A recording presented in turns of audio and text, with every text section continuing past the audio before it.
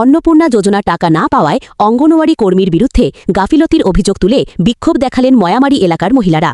শুক্রবার সকালে বালুরঘাট ব্লকের ময়ামারি অঙ্গনওয়াড়ি কেন্দ্রে তালা ঝুলিয়ে দেন তারা। অভিযোগ, বাড়ি বাড়ি সঠিক সার্ভে না করেই ভুল রিপোর্ট জমা দেওয়ায় অধিকাংশ মহিলার আবেদন বাতিল হয়েছে। খবর পেয়ে ঘটনাস্থলে পৌঁছয় বালুরঘাট থানার পুলিশ। পরে পুলিশের হস্তক্ষেপে পরিস্থিতি স্বাভাবিক হয়।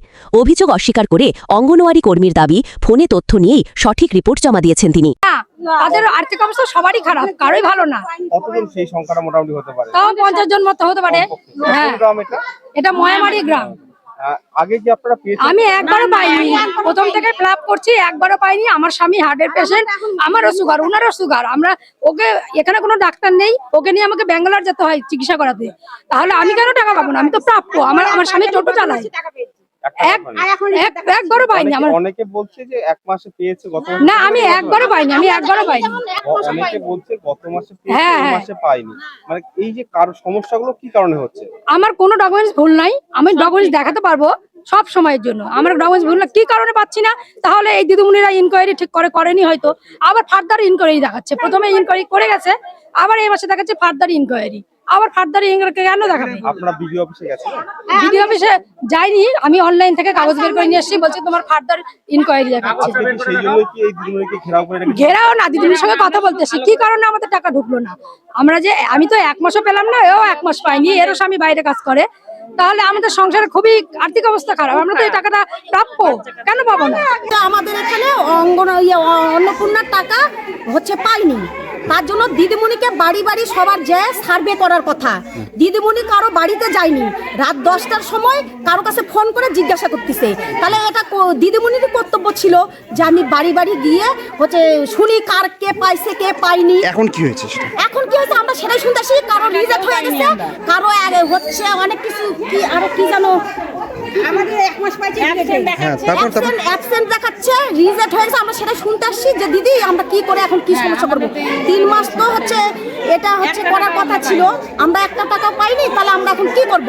তাহলে আমরা যদি তুমি কি করছো লিস্টটা আমাদের। আপনাদের মারধর করার অভিযোগ হচ্ছে বলে? না, আমরা কোনো না, আপনাদের কেউ মারধর করেছে? না, দিদির সঙ্গে ভালো কথা হচ্ছে। আপনাদেরকে কেউ মারধর করেছে? না, করেনি।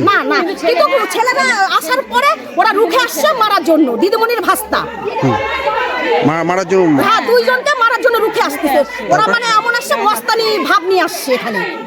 আপনার স্কুলে কি হয়েছিল? তালা বেরিয়ে দিয়েছিল, কারা দিয়েছিল? না, তালা ওইভাবে মারেনি। আমার সাথে গ্রামের লোকরা ভালোভাবে কথা বলছে। আমি পাইনি কেন, কি বৃত্তান্ত, এরকম। আমি বলছি যে আমি তো সবগুলোই, কারণ এখানকার লোক কেউ অযোগ্য না, এখানে সবাই যোগ্য। আমি এইভাবেই কাগজ দিয়ে সই করে দিয়েছি। এইবার কি কারণে হচ্ছে না সেটা আমি কালকে পঞ্চায়েতে গেছিলাম। পঞ্চায়েত বলছে এটা বিডিও অফিসে গিয়ে দেখতে হবে, কারণ আমরাও তো পাঠিয়ে দিয়েছি, ঠিক কিনা। তখন আমি আজকে আসছি, এসে মোটামুটি সবাই এসছে। আমি বললাম তাহলে বিডিও অফিসে যাই। ওরা একা গিয়ে যদি না কোনো কিছু বলতে পারে, আমি বলি যে কারণ আমি এগুলোর আইডি দিয়ে আমি নিজেই সই করে দিয়েছি।